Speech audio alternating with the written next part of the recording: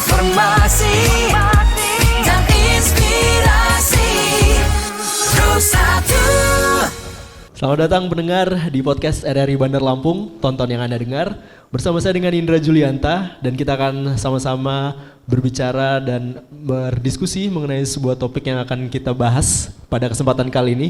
Dan kali ini spesial karena kita akan mengundang dua orang narasumber yang luar biasa. Yang pertama yang telah hadir bersama kita ini ada Ibu Yoko Aguswen, Kepala Seksi Penyuluh dan Layanan Informasi KPPBC TMPB Bandar Lampung. Selamat datang Ibu Yoko. Terima kasih sudah diundang ke RRI. Oke, ini enak nih ya. Edisi kali ini nih ngerasa ganteng sendiri gitu. Mana narasumbernya juga, wah kece-kece lagi. Dan saat ini juga kita akan berbincang dengan Ibu Sondang Purba. Ini adalah penyuluh muda Kanwil DJP Bengkulu dan Lampung. Selamat datang Ibu Sondang. Terima kasih Mas. Oke, dan kita akan berbicara mengenai UMKM, di mana kita tahu ya Lampung punya potensi yang luar biasa dari sumber daya terutama, dan ini menjadi sebuah tantangan sekaligus pertanyaan juga nih bagi teman-teman nih. Kira-kira untuk menuju pasar yang lebih luas, salah satunya adalah pasar internasional. Nah, seberapa kuat potensinya dan bagaimana caranya? Karena saya juga banyak melihat di YouTube gitu ya, di artikel sekarang tuh orang-orang dikit-dikit, wah kayaknya seru nih kalau jualannya ke luar negeri dengan cara ekspor. Nah, ini kita akan sama-sama tanya ke mereka nih pendengar dan juga pemirsa YouTube RRI Bandar Lampung. Yang pertama Ibu Sondang, Ibu kira-kira kalau misalnya kita ngomongin tentang UMKM, sebenarnya apa yang dimaksud dengan UMKM yang punya potensi untuk berkembang hingga ke pasar ekspor? Dan apakah seluruh UMKM itu dapat langsung memanfaatkan kebijakan perpajakan yang sudah diberikan oleh pemerintah? Ya. Kalau UMKM itu kan kita bicara memang ya seperti singkatannya kan usaha mikro, kecil, menengah ya. Jadi itu terutama untuk usaha-usaha yang memang baru mulai berkembang. Terutama di zaman sekarang ini kan istilahnya berbeda dengan zaman dulu yang kayaknya bisa melakukan ekspor atau menggo internasional itu kan cuman perusahaan-perusahaan besar yang punya nama, brand-brand yang dari luar. Bahkan brand-brand dari luar juga bikin nama di sini begitu ya. Sedangkan sekarang dengan kreativitas orang Indonesia terutama nih, dengan banyak hal yang bisa dijual dari sumber daya kita yang maksudnya bukan hanya kreatif manusianya tapi juga dengan sumber daya alamnya ya.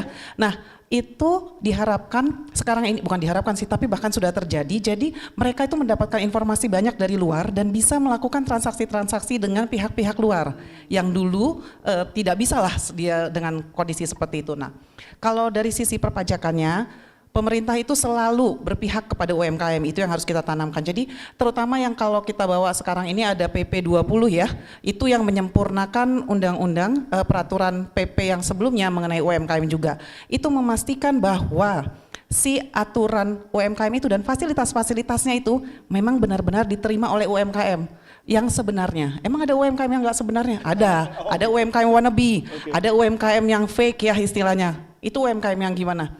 Sebenarnya dia punya kapasitas ekonomi lebih besar, jadi ngaku-ngaku UMKM. Kenapa? Karena dengan menggunakan status UMKM itu, dia bisa mendapatkan fasilitas yang bisa membuat dia lebih untung lah secara keuntungannya begitu. Nah kita berlanjut ke Bu Yoko nih, dari sisi kepabeanan dan juga proses ekspor ya Bu Yoko ya. Sebenarnya gimana sih kondisi UMKM di Lampung saat ini? Dan dalam upaya menembus pasar internasional itu seperti apa situasinya sekarang? Silakan Ibu Yoko. Kalau kita lihat situasi sekarang ya, yang kami lihat yang datang ke kita konsultasi terkait ekspor nih dari UMKM, kebanyakan itu masih menggunakan nama dari perusahaan-perusahaan besar untuk ekspor langsung. Jadi mereka tidak langsung UMKM itu sendiri untuk ekspor. Kadang-kadang mungkin mereka berpikir ekspor itu susah, ribet gitu ya. Padahal sebenarnya enggak gitu. Ekspor itu bukan bicara tentang kontainer-kontaineran, mau kirim barang ke luar negeri gitu ya, tapi sebenarnya yang kecil-kecil yang penting ekspor itu kan artinya kita mengeluarkan barang dari wilayah daerah pabean kita, daerah Indonesia ke luar negeri. Jadi ketika mereka menjual walaupun itu lewat pos atau cuman dalam kuantitas yang kecil itu sebenarnya sudah termasuk ekspor. Jadi yang perlu kita tekankan di sini itu sebenarnya secara prosedural ekspor itu mudah gitu ya.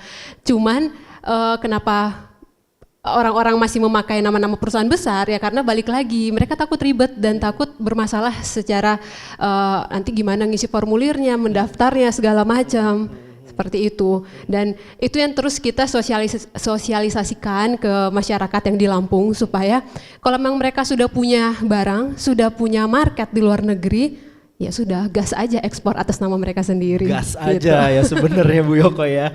Tapi memang kalau misalnya di Lampung sendiri, produk lokal apa sih yang paling berpotensi untuk dikembangkan dan punya market internasional itu? Sebenarnya banyak, salah satunya kopi, gitu ya. Kopi, terus yang bahan-bahan pangan lainnya. Tapi yang kebanyakan sih yang saya lihat ada getah damar juga, gitu. Tapi yang banyak sekarang kopi sih, kopi, dan itu kadang-kadang mereka akhirnya mengekspor dari perusahaan yang sudah besar seperti itu.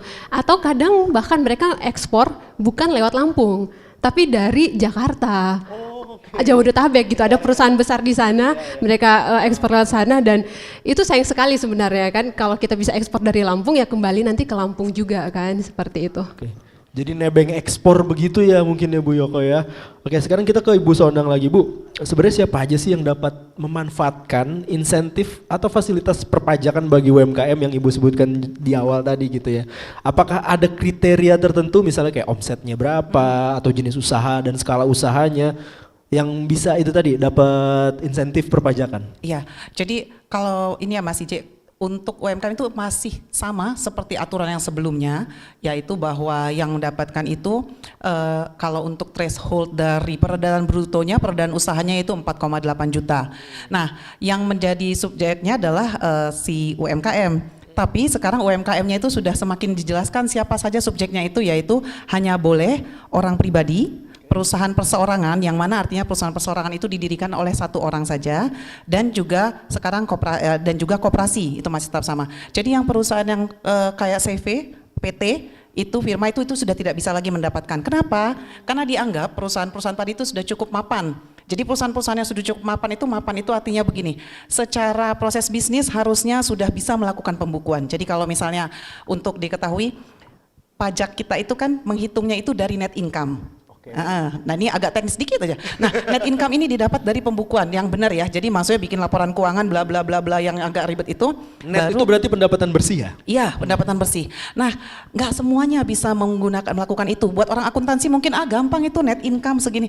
Tapi mungkin untuk yang misalnya orang-orang yang pengusaha atau yang misalnya manufaktur, usaha-usaha yang dia memang fokusnya misalnya bikin sesuatu atau yang memang fokusnya adalah dagang. Kan ngurusin seperti itu mungkin ribet ya. Jadi pemerintah itu kayak pengen bilang untuk UMKM kenapa diizinkan menggunakan fasilitas si 0,5% dikalikan si omset.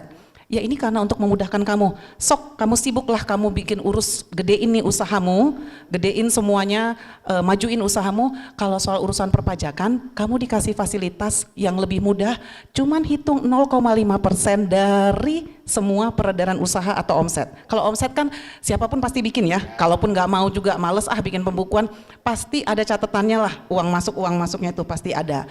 Nah yang 4,8-nya itu juga dipastikan, 4,8 sebagai peredaran brutonya itu dipastikan agar memang hanya UMKM yang memang benar-benar omsetnya segitu. Karena sempat ada dibuat ini semakin dipastikan bahwa yang memiliki yang mendapatkan fasilitasnya hanya UMKM, karena kemarin-kemarin itu ada loopholes yang digunakan oleh ya tadi si UMKM wannabe. Jadi dia sebenarnya udah lebih dari 4,8 M. So contohnya deh, Mas IJ aminkan aja ya punya 20 M. Amin. Punya 20 M. Saya ekspor toke misalnya. Ya boleh toke atau apa. Nah terus dibagi-bagi tuh, aduh kalau udah 20 M kan nggak bakal dapat fasilitas yang 0,5% tadi. Gimana ya? Oh saya bikin aja perusahaan perseorangan A, ini ngurusin mengenai toke toke yang warna biru. Ini perusahaan perseorangan B, saya bikin ya ini toke yang kakinya 2 atau 3. Nah seperti itu. Jadi semuanya tapi ini di bawah 4,8 M. Asik, bisa dong dapat fasilitas 0,5%. Nggak adil kan? Sama ada misalnya Bu Yoko misalnya ternyata perusahaan toke juga tapi cuma 3M gitu kan. Kan beda banget ya, jadi kemampuan ekonominya. Nah itulah yang dipastikan dengan PP 20 ini, memastikan bahwa benar-benar UMKM yang punya kemampuan UMKM lah yang boleh berhak untuk mendapatkan fasilitas tadi. Gitu. Oke, jadi memang sebenarnya simple ya itu ya kalau misalnya untuk dihitung aja dari itu tadi ya dari peredaran uang bruto, omsetnya iya, betul, gitu omset kan. saja. Oke, dan Tapi ingat jangan dimainin ya. Tuh, jangan dipecah-pecah, jangan juga dipecah-pecah. diturun-turunin. Enggak itu. segini, saya enggak segini ya gitu. Betul. Oke, kita kembali ke Bu Yoko. Bu Yoko, ya itu tadi mindset orang-orang tentang ekspor kan kayaknya harus satu kontainer dengan apa namanya, dengan filter yang sangat susah, prosedural apa segala macam. Tapi tadi juga disinggung bahwa ternyata perorangan bisa, UMKM bisa gitu kan. Ini sebenarnya banyak misleading di masyarakat. Emang siapa aja sih yang bisa boleh ekspor itu dan berapa jumlah minimal gitu-gitu, ada nggak sih perhitungannya gitu atau ketentuannya Bu Yoko? Kalau untuk jumlah minimal yang mau diekspor tidak ada tentunya. Makanya tadi saya bilang mau lewat pos barang kiriman juga ya itu udah termasuk ekspor. Kayak saya jual eBay gitu misalnya baju bekas atau apa itu juga bisa dikatakan ekspor begitu? Iya, menggunakan marketplace kan berarti Iya, kan? Iya bisa tentunya. Oke. Karena kan kadang-kadang UMKM itu juga mencari buyer mereka itu dari ya marketplace seperti itu gitu. Jadi ya nggak ada minimal. Pokoknya selama dia menjual barang ke luar negeri ya itu dia udah ekspor. Iya. Ya seperti itu. Dan untuk prosedurnya mungkin masyarakat masih berasa tetap sulit gitu ya. Mau dibilang apa ya kan kamu Kayaknya kan harus Anda ke pelabuhan kan dulu deh. Anda kan orang bea cukai ya tentu gampang gitu kan. Oh enggak masalah. Maksudnya kita asistensi benar-benar dari nol bisa kita asistensi. Jadi kalau UMKM memang kesulitan apalagi mungkin namanya UMKM ya ada yang masih baru-baru gitu ya. Dan masih merasa itu nggak friendly lah ngisi formulir apa segala macam, nggak apa datang ke kantor atau bisa kontak kita itu kita akan asistensi dari benar-benar dari nol mendaftarkan akunnya mereka di Jasa atau seperti apa atau mungkin bukan bertanya tentang bea cukai malah. Tapi hal-hal lain yang relate dengan ekspornya mereka kita bisa, kalau memang kita bisa bantu kita bantu. Misalnya, oh ini barang saya butuh karantina nggak ya Mbak atau Mas gitu. Kita bantu cari tahu kan kita tadi udah disebut tadi ya, mesti pemerintah sangat mendukung UMKM. Jadi kita berusaha juga dari sisi pemerintah bersinergi lah gitu. Nggak terkotak-kotak. Pokoknya bea cukainya kelar, di bea cukai di karantina nanti ada masalah gitu. Kalau memang bisa kita sambungkan, ya kita sambungkan ke pihak yang terkait seperti itu. Kemudian pertanyaan lanjutannya adalah apakah sudah banyak UMKM yang melakukan ekspor langsung ke bea cukai seperti yang Bu Yoko sebutkan tadi gitu, UMKM gitu, bukan yang CV besar atau PT besar ya? Kalau bicara angka mungkin secara nasional udah banyak. Kalau di Lampung? Di Lampung banyak ini relatif ya. Iya. Saya nggak bisa sebut datanya, Iya. tapi memang masih kurang banyak kalau bisa dibilang. Ya? Dibanding daerah-daerah lain? Iya. Kita kan ada pengelompokan, jadi ada UMKM memang terdaftar sebagai UMKM binaan gitu ya. Dan itu masih jumlahnya itu dibanding UMKM yang di Pulau Jawa itu masih sedikit lah.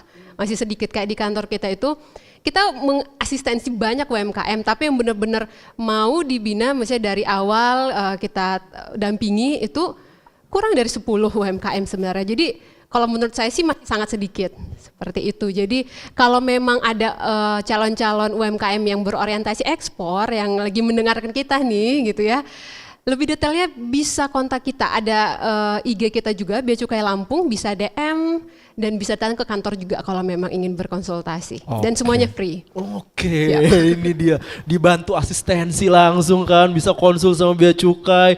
Jadi ya itu tadi ya banyak banget mindset yang kayaknya susah, ribet, harus kontainer gitu kan.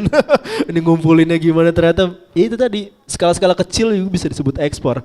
Kita kembali ke Ibu Sondang lagi, Bu. Kapan sih UMKM tuh bisa memanfaatkan fasilitas itu? Apakah di saat ekspor pertamanya atau dia harus memenuhi persyaratan tertentu dulu gitu baru bisa mendapatkan fasilitas potongan pajak tadi? Kalau untuk ekspor sebenarnya nggak terserah ya ininya ya, jadi sampai kapanpun. Nah kalau untuk yang potongan pajak tadi ya memang sampai, kalau untuk pajaknya nih ya, jadi sampai 500 juta itu masih tidak dikenakan pajak. Sampai 500 juta, jadi sesudahnya baru sampai 4,8 M dia masih mendapatkan fasilitas 0,5%.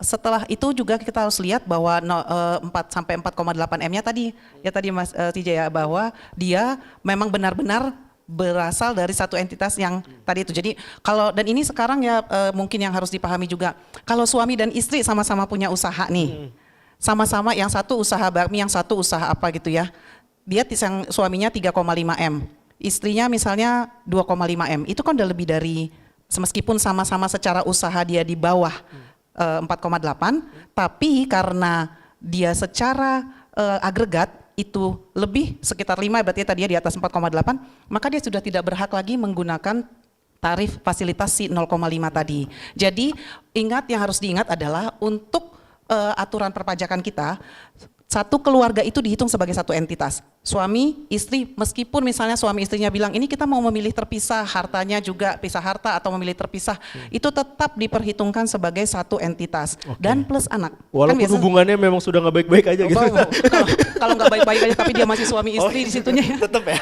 Di kartu keluarganya itu kita lihat ya, dari kartu keluarganya ternyata masih itu sebagai tertanggungnya adalah istri dan anak. Itu dihitung satu entitas. Betul, dan anak juga. Ya tahu sendiri ya, anak-anak sekarang kan ada yang kita lihat aja dari keluarganya selebritis itu, anak-anak muda-muda juga udah jadi ini ya. vlogger lah, jadi apa, content creator. Nah, itu penghasilan anak itu juga dimasukkan sebagai satu penghasilan, dianggap sebagai ini sebagai thresholdnya. Jadi kalau misalnya tadi suaminya punya usaha dan istrinya punya usaha dan anaknya juga tadi ada usahanya, atau kalau misalnya dia lebih dari 4,8 M ya tidak bisa. Tidak bisa lagi menggunakan fasilitas itu. Dianggap itu udah keluarga, udah cukup kaya, udah cukup bukan cukup kaya ya, nggak enak kalimatnya kaya kan relatif tadi ya. Sama seperti banyak.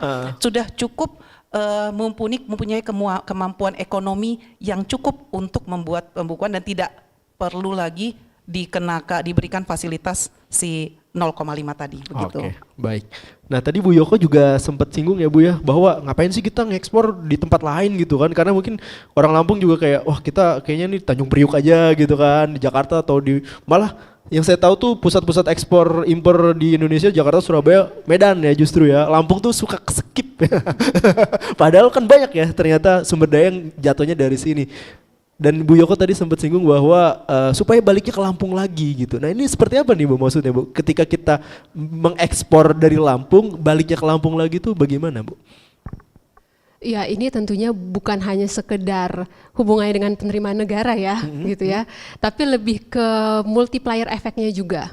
Kalau kita makin maju, UMKM kita makin maju, tentunya perekonomian di Lampung ini pun semakin besar seperti itu. Jadi tidak terpusat di Pulau Jawa lagi, seperti itu. Ya untuk penerimaan negara tentu ya itu beda lagi, itu ya maksudnya tentunya akan kembali ke Lampung dalam hal seperti itu untuk pembangunan daerah.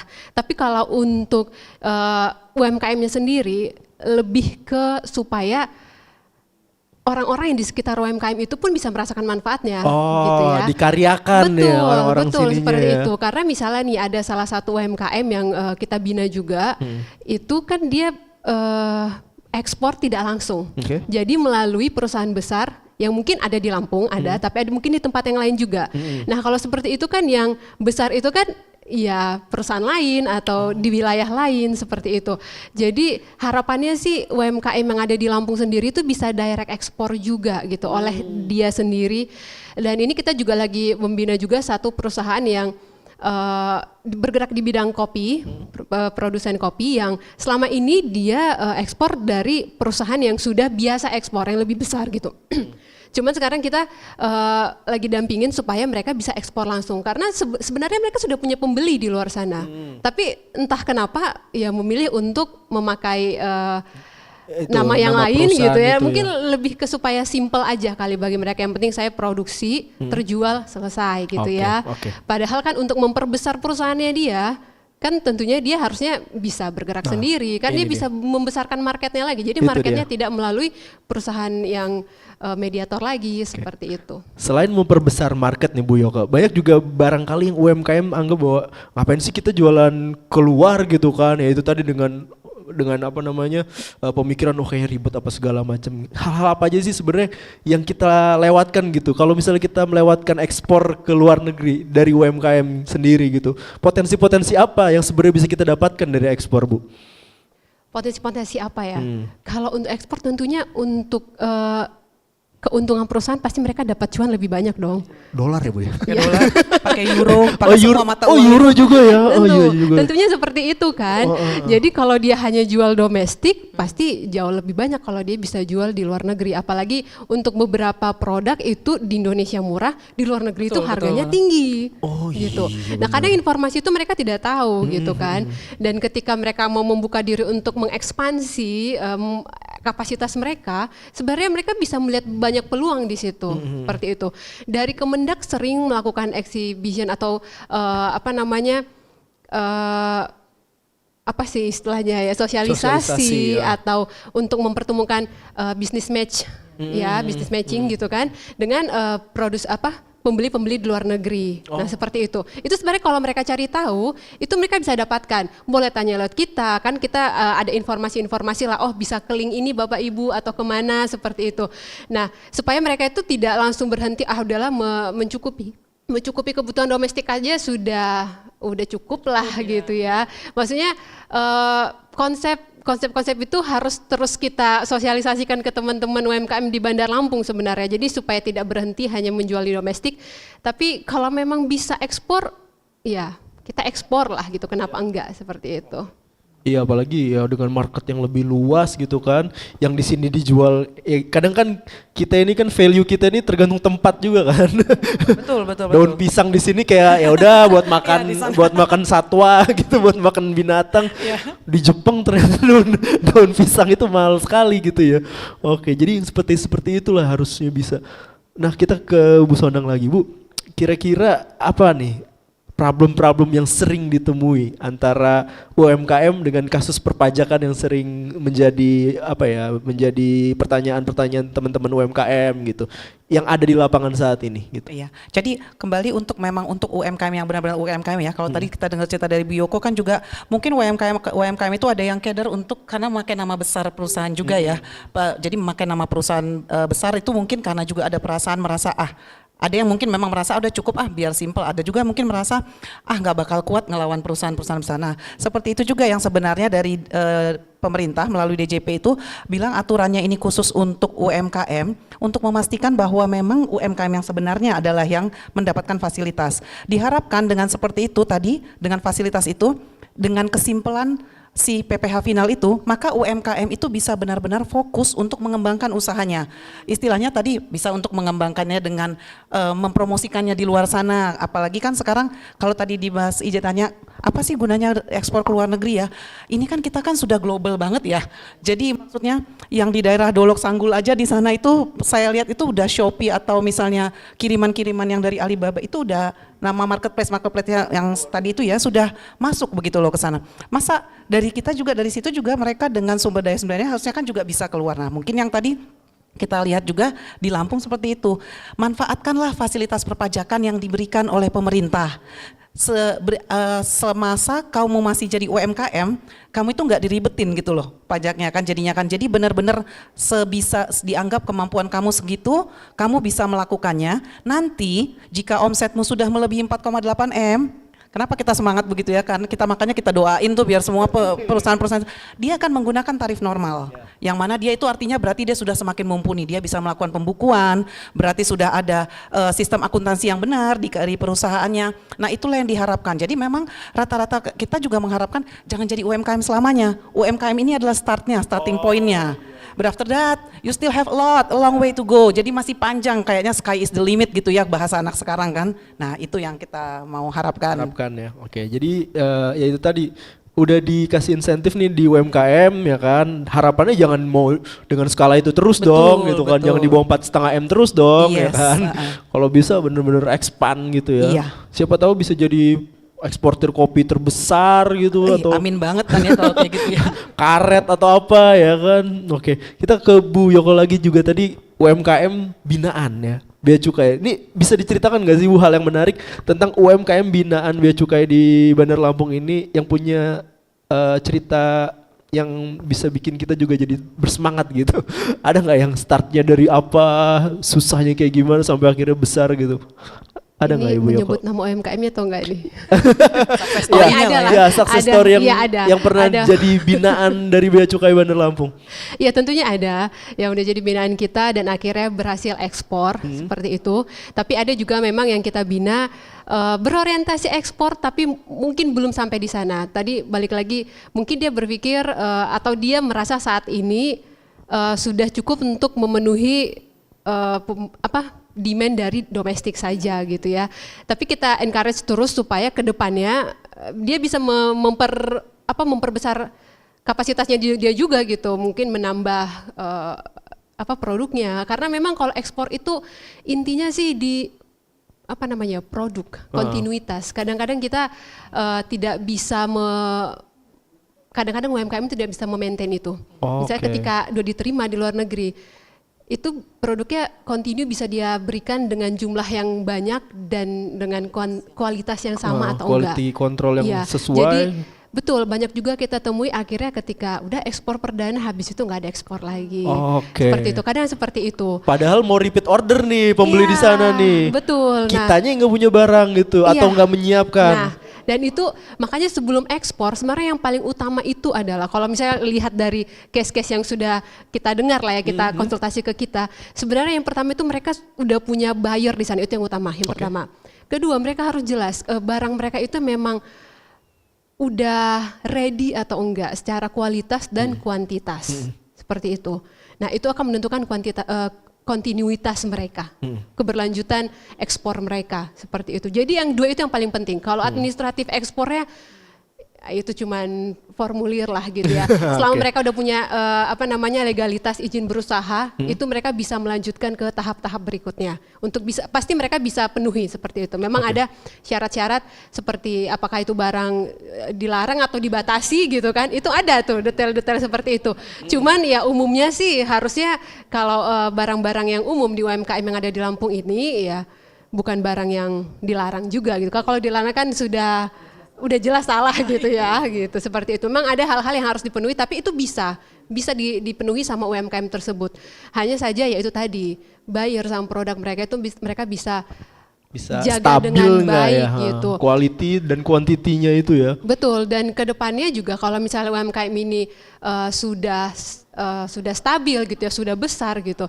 Mereka ada fasilitas juga dari Kepabeanan dan Cukai gitu, dari Bea Cukai, yaitu seperti KITE IKM. KITE itu kemudahan impor, tujuan ekspor untuk industri kecil menengah. Jadi mereka itu ketika mau produksi barang, mereka butuh mesin dari luar negeri nih, atau butuh bahan-bahan pelengkap lainnya seperti packagingnya atau segala macam dari luar negeri. Itu mereka bisa dibebaskan biaya masuknya. Gitu. Jadi misalnya ada fasilitas fiskal untuk UMKM sebenarnya gitu. Tapi memang untuk itu kan berarti harus IKM yang besar. Betul. Bukan besar ya, masih tetap menengah. Semakin besar. berkembang lah. Nah, misalnya nih UMKM saya udah mulai butuh mesin dari Cina gitu, misalnya gitu kan. Nanti akan ada tuh bantuan dari Bea Jadi Cukai. kalau mereka mau impor, karena kan barang itu kan diekspor lagi kan. Iya. Jadi untuk supaya mereka bisa menggiatkan ekspor mereka, ada perlu mesin dari luar, itu kita kasih fasilitas juga di sana. Dan UMKM itu kalau misal tapi kan UMKM saya masih kecil nih, nggak bisa nih, nggak masuk nih di modal untuk impor mesin.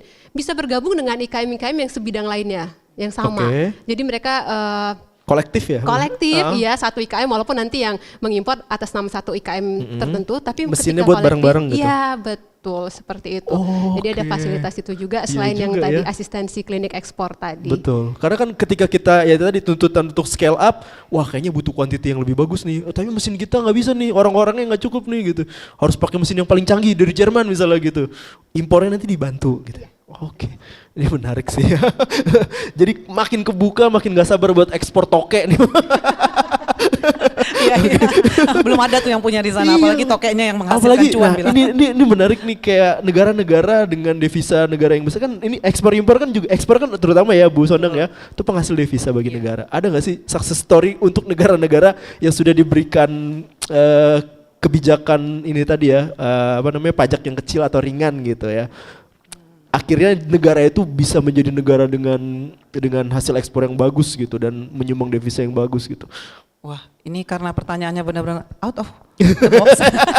Karena langsung bilang negara lain. Saya mikir gini, misalnya jadi contoh gitu, misalnya Bu Sondang yang Ibu lihat atau saya belum ada sih. Saya seharusnya ada kalau untuk negara-negara yang mungkin. Tapi ini kalau misalnya kita bisa referensikan, ini kan dari presiden yang sebelumnya kan yang sangat benar-benar menggalakkan ya pro UMKM itu, karena tahu kalau kita lihat dari data yang ada juga dari OECD atau dari manapun juga, bahwa di Indonesia itu yang paling banyak itu mengangkat ekonominya itu adalah sebenarnya kan kalangan dari yang UMKM ini. Betul. Iya, bahkan betul. itu teruji oleh COVID ya waktu itu ya. Jadi yang bangkit itu kan di zaman-zaman COVID itu kan terlihat kan, yang tadinya nggak kelihatan ternyata lumayan juga ternyata omsetnya mereka ini. Dan apalagi dengan misalnya dengan bagaimana mereka meng-cut banyak ini loh, bukan apa namanya? Birokrasi. Bukan birokrasi, apa sih namanya itu chain langkah-langkahnya. Jadi misalnya produsennya jadi bisa langsung ke produsen ke konsumen seperti itu ya. Itu kan juga sebenarnya kan sangat membuat mereka misalnya bisa sanggup memberikan barang yang kualitasnya benar bagus sesuai dengan keinginan konsumen dan juga dengan harga yang lebih masuk akal misalnya begitu. Cuman mungkin memang karena dia menggunakan scale-nya lebih kecil jadi agak lebih mahal mungkin ya. Nah, tapi kalau kita lihat itu memang yang dari pimpinan kita bilang bahwa kalau UMKM kita ini kuat, percayalah ekonomi Indonesia ini akan kuat. Kalau ada apapun, tadi kan COVID ya, Betul. mau nanti ada situasi geopolitik semacam apapun di luar sana, kita nggak perlu takut gitu loh, karena kita bisa memenuhi sendiri. Di dalam kita juga bisa saling bisa kuat lah. Kalau yang lebih banyak adalah dari UMKM. Dan tadi mungkin kalau misalnya dengan mau ada mata uangnya di sana juga kayak gimana pun, kalau UMKM kita juga kuat, di sini akan tetap lebih bisa kayak nganggap itu ya udah angin aja tapi nggak jadi badai begitu. Oke, ya karena UMKM ternyata pondasi ya. Betul. Ekonomi Udah Indonesia. Teruji ruang dan waktu. Iya, dengan rakyat yang sangat banyak ini Betul. kita manfaatlah bonus kita demografi kita ini kan. Oke, minimal swasembada ya, kita nggak kurang ya kayak bahan baku ataupun apa. Kalau lebih ya itu tadi bisa diekspor gitu dan jadi devisa lagi. Dan ya ini menarik sekali pendengar dan juga pemirsa YouTube RRI Bandar Lampung, karena kita juga akan dapat tips nih dari Bu Yoko dan juga Bu Sondang, kira-kira buat UMKM nih Bu Yoko yang masih ragu dan masih mikirnya udah bukan 2 kali ya, misalnya 14 kali gitu. Ini kapan mulai ekspor, gimana cara ekspor, hubungin siapa kalau mau ekspor gitu, dan step-step seperti apa ini gimana Bu Yoko, silakan. Yang pertama tentunya harus dipahami dulu ekspor itu mudah gitu ya. Kalau udah yakin ekspor itu mudah, boleh datang ke kita untuk kita asistensi. Datang ke kantor.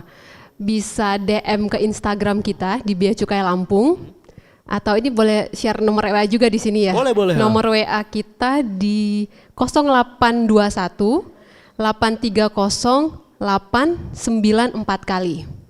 Nah, bisa langsung japri ke WA situ saja. Dan ketika teman-teman UMKM yang ingin ekspor bisa konsultasi langsung dengan kita. Jadi di kantor itu kita punya khusus agen fasilitas yang akan mendampingi Bapak Ibu teman-teman yang ingin ekspor. Mungkin masih bingung di awal, tapi nggak apa-apa, kita bisa ngobrol dulu di awal gitu kan.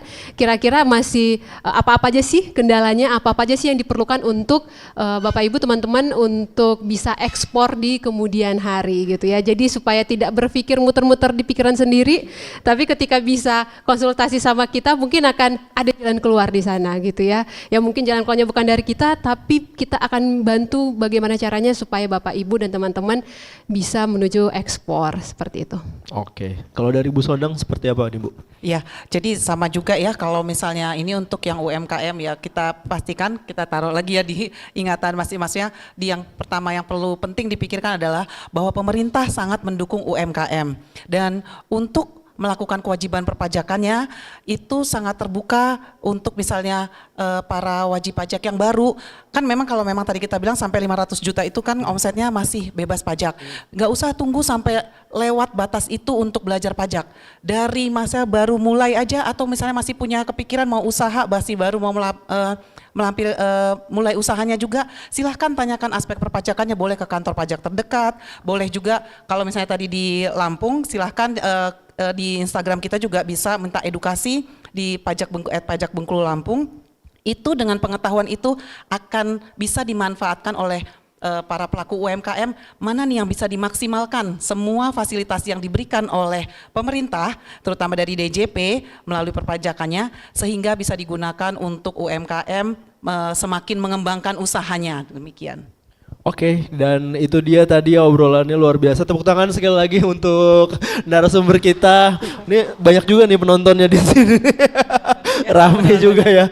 Oke, terima kasih Bu Yoko, Ibu Sondang sudah mau sharing insight ya. Barangkali habis dari tayangan ini ya kita bisa menyaksikan UMKM dengan success story yang lebih banyak dari Lampung, yang akhirnya juga bisa mengkaryakan lagi sumber daya kita yang tadinya cuma bahan mentah di sini dihargain berapa gitu. Siapa tahu emang berharga di Cina, di Jepang atau di Eropa begitu ya. Tapi yang pasti juga kita berusaha juga untuk memperbaiki ekonomi kita dengan itu tadi, bahwa pasar tuh nggak melulu cuma jualan di marketplace Indonesia doang gitu ya. Tapi juga bisa keluar negeri juga. Apalagi sekarang semua serba terhubung ya, terkonek gitu kan, dan kita menjadi bagian dari pasar global, dan itu harapan kita semua tentunya. Terima kasih sekali lagi Bu Yoko dan juga Ibu Sondang. Nanti kita update lagi Bu ya. Barangkali nanti ada isu-isu menarik lagi ya kan yang bisa kita bahas. Yang pasti pendengar selalu simak podcast kita di RRI Bandar Lampung, dan jangan lupa untuk download aplikasi kita di RRI Digital. Kalian bisa mendengarkan atau menonton semua platform dari aplikasi itu gitu. Mau siaran kita, mau website kita, mau YouTube kita, semuanya ada di situ. Saya Indra Julianto undur diri dan sampai jumpa. Bye-bye.